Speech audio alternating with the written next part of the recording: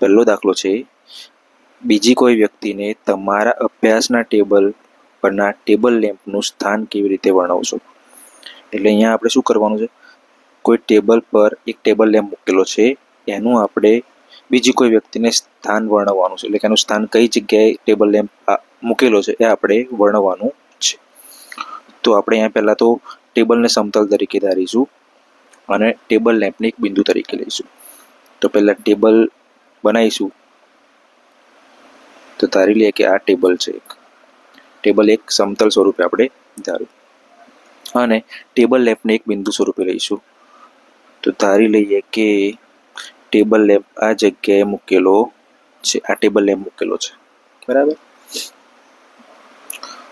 તો હવે ટેબલ લેમ્પના બિંદુ સ્વરૂપે દર્શાવ્યો અને ટેબલને સમતલ સ્વરૂપે દર્શાવ્યું. હવે શું કરવાનું, એકબીજાને લંબ હોય એવી બે બાજુ આપણે ધારી લેવાની. એક આ બાજુ લઈએ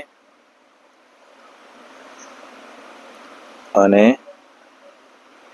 બીજી આ બાજુ લઈએ.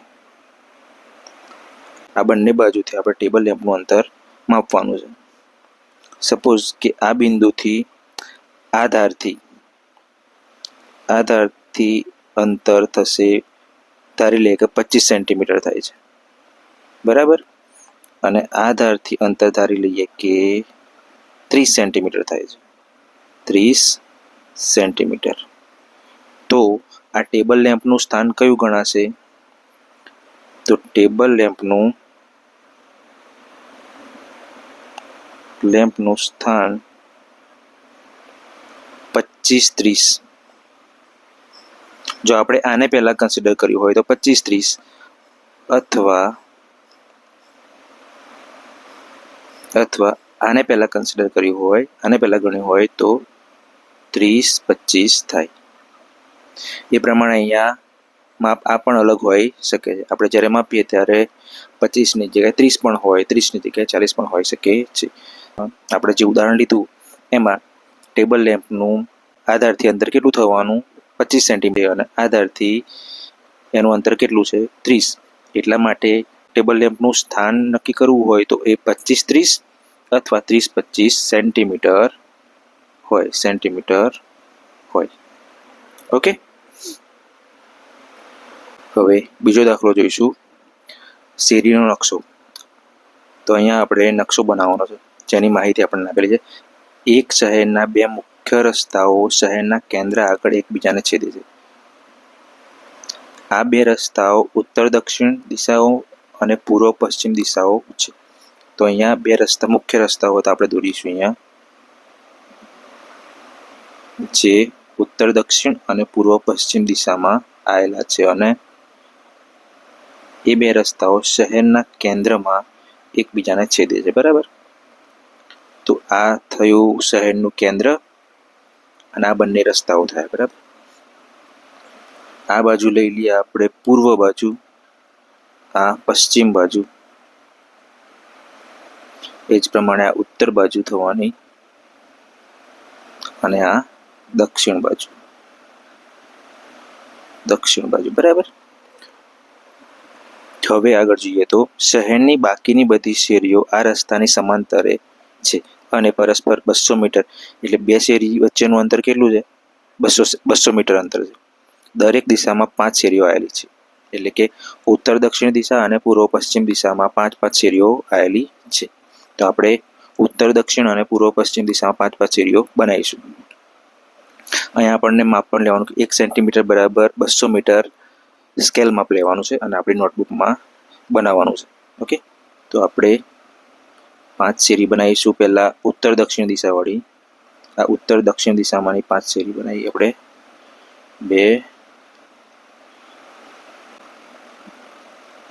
2, 3, 4 અને 5.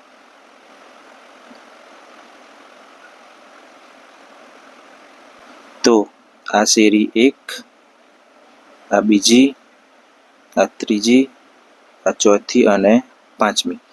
ઉત્તર દિશામાં હોય એ શેરી 1, 2, 3, 4, 5 આપણે અહીંયા દર્શાવી. હવે આપણે પૂર્વ પશ્ચિમ દિશામાંની 5 શેરીઓ બનાવીશું.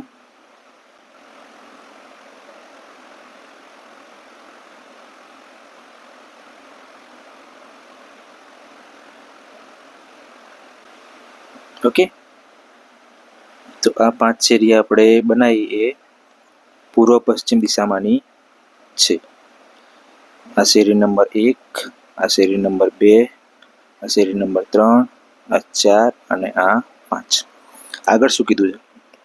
ઓકે, એટલે નકશો આપણે શહેરનો નકશો તૈયાર થઈ ગયો. હવે આપણે આગળ જોઈએ. તમારા નમૂનામાં શહેરમાં ઘણી બધી છેદતી શેરીઓ છે. હા, ઓકે, આ છેદતી શેરીઓ એક ઉત્તર દક્ષિણ દિશામાં અને બીજી પૂર્વ પશ્ચિમ દિશામાં જતી હોય તેવી 2 શેરીઓની બનેલી છે. ઓકે, હવે અહીંયા છેદ આ એ શું કહેવા માંગે છે? અહીંયા કોઈ છેદબિંદુ હોય, 2 શેરીનું છેદબિંદુ સપોઝ કરી આ હોય તો એ શું હશે? તો ઉત્તર દક્ષિણ દિશામાં જતી શેરી અને પૂર્વ પશ્ચિમ દિશામાં જતી શેરીનું છેદબિંદુ દર્શાવે છે. ઓકે, હવે દરેક છેદતી શેરી નીચેના અનુસંધાનમાં દર્શાવાય છે. એટલે કઈ રીતે દર્શાવાય છે? જો બીજી શેરી ઉત્તર દક્ષિણ અને 5મી શેરી પૂર્વ પશ્ચિમ હોય તો એને કઈ રીતના 2 5 વડે દર્શાવાય? ઓકે, તો આપણે આ 2 5 દર્શાવીએ તો ઉત્તર દક્ષિણમાંની બીજી શેરી, તો ઉત્તર દક્ષિણમાંની બીજી શેરી કઈ થશે? આ થશે. ઓકે, અને પૂર્વ પશ્ચિમમાંની 5મી શેરી કઈ થશે? આ થશે. આ બંનેનું છેદબિંદુ કઈ આવે છે? અહીંયા. તો આને આપણે શેના વડે દર્શાવીશું? એટલે આ બિંદુ થવાનું 2 5 2 5. તો આનો ઉપયોગ કરીને આપણે કેટલી છેદતી શેરીઓનું નામાભિધાન 4 3 થાય? એટલે કે 4 3. 4 એટલે પહેલું કયું હતું? ઉત્તર દક્ષિણ. આપણે અહીંયા જોયું ઉત્તર દક્ષિણ એટલે 2, પૂર્વ પશ્ચિમ એટલે 5. તો પહેલું જે હોય એ ઉત્તર દક્ષિણ અને બીજું હોય એ પૂર્વ પશ્ચિમ. તો અહીંયા 4 નંબર કઈ શેરીનો છે? ઉત્તર દક્ષિણમાંની શેરીનો છે. તો ઉત્તર દક્ષિણમાંની શેરીનો 4 નંબર એટલે આ થવાનું, અને પૂર્વ પશ્ચિમમાંની શેરીનો 3 નંબર એટલે પૂર્વ પશ્ચિમમાંની શેરી 3 નંબર આ થવાનું. તો આ બંનેનું છેદબિંદુ કઈ આવશે? આ જગ્યાએ. તો આ થશે 4 3. શેરીનું છેદબિંદુ 4 3.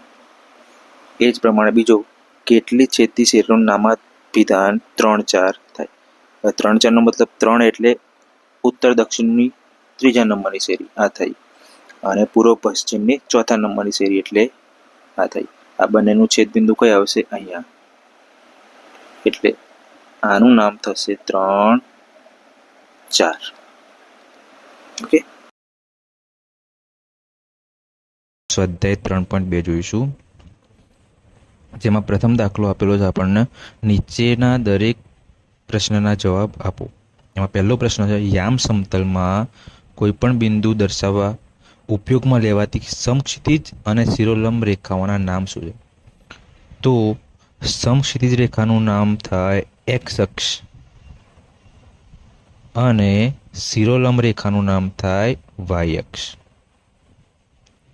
એ જ પ્રમાણે બીજો પ્રશ્ન જોઈએ. આ 2 રેખાઓથી બનતા સમતલના દરેક ભાગનું નામ શું? દરેક ભાગનું નામ ચરણ. દરેક ભાગને શું કહેવાશે? ચરણ. તો એક્સ વાય સમતલમાં 4 ચરણ હોય. ચરણ 1, ચરણ 2, ચરણ 3 અને ચરણ 4. પછી ત્રીજો પ્રશ્ન જોઈએ. આ 2 રેખાઓ જ્યાં છેદે તે બિંદુનું નામ લખો. તે બિંદુને શું કહીશું આપણે? ઉગમ બિંદુ કહીશું. ઉગમ બિંદુ. હવે બીજો દાખલો જોઈશું. બીજા દાખલામાં આકૃતિ 3.14 એટલે નીચેની આકૃતિમાં જુઓ અને માગ્યા પ્રમાણે જવાબ લખો. તો એમાં પહેલો પ્રશ્ન કયો હતો? બિંદુ બીના યામ જણાવો. તો બિંદુ બી કઈ જગ્યાએ છે આપણું? તો બિંદુ બી આ રહ્યું, બિંદુ બી. આના યામ કયા થશે? તો આનો એક્સ યામ થશે -5. આ રહ્યો એક્સ યામ, એટલે અહીંયા એક્સ યામ લખીશું -5 અને વાય યામ થશે 2. એટલે આ થયા બિંદુ બીના યામ. બીજો દાખલો, બિંદુ સીના યામ જણાવો. તો બિંદુ સી કઈ ગયું? આ રહ્યું બિંદુ સી. તો બિંદુ સીનો એક્સ યામ કયો થશે? +5. આ રહ્યો એક્સ યામ. અને વાય યામ કયો થશે? આ રહ્યો -5. એટલે બિંદુ સીના યામ થશે 5 -5. હવે ત્રીજો દાખલો, -3 -5 દ્વારા દર્શાવાતું બિંદુ. હવે અહીંયા આપણે રકમમાં જોઈએ તો -3 અને -5 એટલે -3 આપણું એક્સ અક્ષ પર જોઈએ, એક્સ યામ છે, અને -5 એ આપણો વાય યામ છે. તો એક્સ યામ -3 જોઈએ તો આ રહ્યો એક્સ યામ -3 અને વાય યામ -5 અહીંયા. આ બંને કઈ જગ્યાએ ભેગા થશે? આ જગ્યાએ. એટલે આ યામ થયો આપણો -3 -5. તો -3 -5 દ્વારા દર્શાવાતું બિંદુ કયું થશે? ઈ બિંદુ થશે. ઈ બિંદુ છે અહીંયા આપેલું છે આપણને. પછી ચોથો દાખલો જોઈશું. 2 - 4 એટલે કે એક્સ યામ 2 વાય યામ -4 દ્વારા દર્શાવાતું બિંદુ લખો. તો એક્સ યામ 2 કઈ જગ્યાએ? આ રહ્યા. વાય યામ -4 અહીંયા રહ્યા. આ બંને કઈ જગ્યાએ ભેગા થશે? આ જગ્યાએ. તો એ બિંદુ કયું? જી બિંદુ. એટલે 2 - 4 દ્વારા દર્શાવાતું બિંદુ કયું થશે? જી બિંદુ થશે. એ જ પ્રમાણે પાંચમો દાખલો. બિંદુ ડી નો એક્સ યામ જણાવો. બિંદુ ડી આ રહ્યું બિંદુ ડી, એનો એક્સ યામ આ થશે 6. એનો વાય યામ પણ આપણે જોઈ લઈએ. ચલો, બિંદુ ડી નો એક્સ યામ 6 થયો, વાય યામ કયો? 2 થયો. બરાબર. તો આપણે એનો એક્સ યામ પૂછ્યો છે, એટલે એક્સ યામ કેટલો થવાનો? 6 થશે.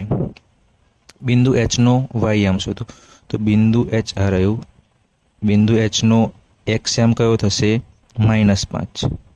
એક્સ યામ થશે -5 અને વાય યામ થશે -3 એચ નો. એનો અહીંયા આપણે વાય યામ પૂછ્યો છે, એટલે વાય યામ કેટલો થશે? -3. બિંદુ એલ ના યામ જણાવો. બિંદુ એલ ના આપણે યામ જણાવવાના. તો બિંદુ એલ આ રહ્યું. તો જો બિંદુ એલ વાય એક્સ પર આપેલું છે, એટલે વાય એક્સ પર આવેલું હોય એટલે એનો એક્સ એમ હંમેશા 0 જ થાય. એટલે એલ ના યામ કયા? 0. અને વાય યામ કયો? એક્સ યામ 0 થવાનો એલ નો, અને વાય યામ થવાનો 5. આ થયા એલ ના યામ. એ જ પ્રમાણે એમ ના યામ. તો એમ બિંદુ અહીંયા આપેલું છે એક્સ અક્ષ પર. એક્સ અક્ષ પર જે બિંદુ આવેલું હોય એનો વાય યામ 0 થાય. બરાબર. પણ આનો એક્સ એમ કેટલો? -3 અને વાય યામ 0. આ બધાના આપણે એક જવાબ લખીએ પ્રશ્નની સામે. તો બી ના યામ થશે -5 2. સી ના યામ થશે 5 - 5. પછી ત્રીજાનો જવાબ તો થઈ ગયો ઈ, ચોથાનો જી, પાંચમાનો 6, છઠ્ઠાનો -3, સાતમાનો એલ ના યામ. તો એલ ના યામ થશે 0.5 અને એમ ના યામ થશે -3 0.